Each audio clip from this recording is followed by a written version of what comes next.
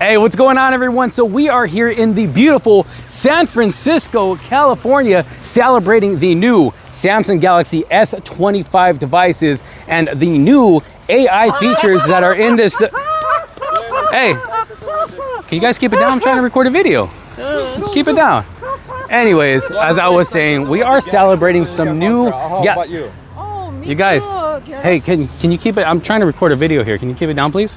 So the process is very nice. Can't even record a video. Everybody is too loud. Oh, you know what?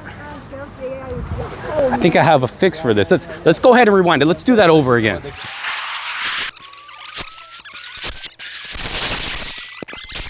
What is up, everyone? So we are here in the beautiful San Francisco, California, celebrating the brand new Samsung Galaxy S25 devices and all of the awesome AI features that are embedded in these new devices, with one of those features being the Galaxy AI Audio Eraser, which allows me to continue talking to all of you without having to worry about them being loud, without having to worry about them being loud, or without having to worry about any of the background sounds going on. Because with this AI feature, I can turn down all of that background sound so you guys can just focus on me and my voice. It just makes video audio editing just so much simpler and so much more convenient.